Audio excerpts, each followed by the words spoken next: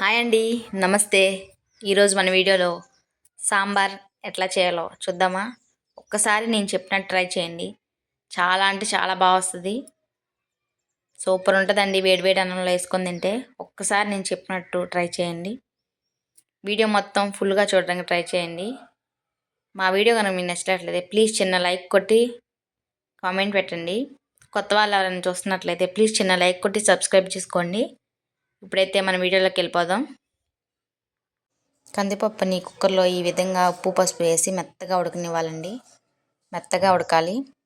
గిన్నెలో చింతపండు తీసుకొని శుభ్రంగా కడుక్కొని వాటర్ పోసుకొని నాననివ్వాలండి. సాంబార్లోకి చింతపండు కొంచెం ఎక్కువే పడుతుంది. మీ చింతపండు పులుపుని బట్టి నానబెట్టుకోండి. ఈ ఉడకపెట్టుకున్న కందిపప్పులోకి పచ్చిమిర్చి, ఉల్లిపాయలు ఇట్లా కొంచెం లావుగా కట్ చేసుకోవాలండి. అప్పుడు బాగుంటుంది. ఎర్రగా పండిన టమాటాలు ఇలా 1 బై 1 ఒక్కోటి మన దగ్గర ఎన్నైతే కూరగాయలు ఉంటాయో అన్ని రకాలు వేసుకోవచ్చండి. నా దగ్గర ఉన్నాయన్నీ వేస్తున్నాను నేను. ఇంకా దీంట్లో మునక్కాయ, దోసకాయ, బంగాళదుంప అవి కూడా వేసుకోవచ్చు.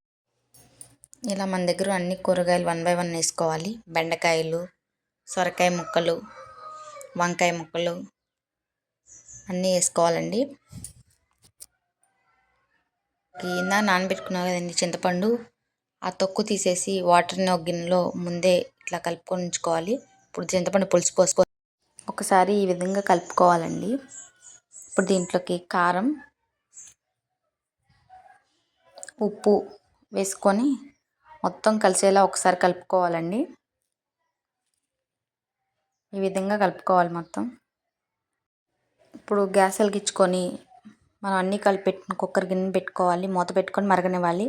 సాంబార్ ఈ విధంగా మరుగుతున్నప్పుడు దాంట్లో కొంచెం బెల్లం, కొబ్బరి అండి, ఎండు కొబ్బరి పొడి మీ ఇష్టం. మీ దగ్గర లేకపోతే పచ్చి కొబ్బరి అయినా మిక్సీ పట్టుకొని వేసుకోవచ్చు.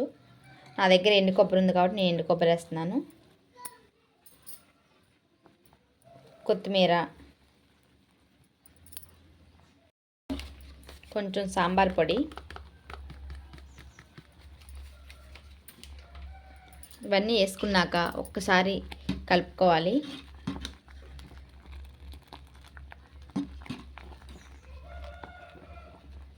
ఒక 10 నిమిషాలు మరిగించుకుంటే మన సాంబార్ అయిపోద్ది. అయితే మరిగిపోయిందండి. Gas off చేసేసుకుంటున్నా. ఇప్పుడు పోపు పెట్టేసుకుందాం. సాంబార్ పోపు పెట్టుకోవడానికి చిన్న కళాయి తీసుకొని అందులో నూనె వేసుకోవాలండి. నూనె కాగాక తాలింపు గింజలు వేసుకొని ఒకసారి కలుపుకుంటూ కొంచెం వేగనివ్వాలి.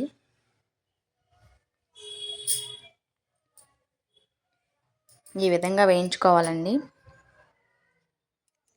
ఇట్లా వేగాక దీంట్లో ఎండుమిర్చి, వెల్లుల్లి రెబ్బలు కచ్చాబెచ్చాగా దంచుకొని వేసుకోవాలి. ఇట్లా వేయడం వల్ల టేస్ట్ బాగుంటుందండి సాంబార్కి. ఒకసారి ఈ విధంగా ట్రై చేయండి.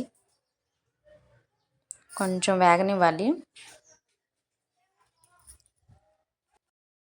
కొంచెం ఇంగువ,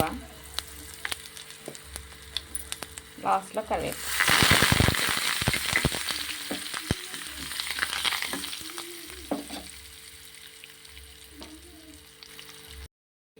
దీంట్లో పోపు వేసేసుకోవాలి.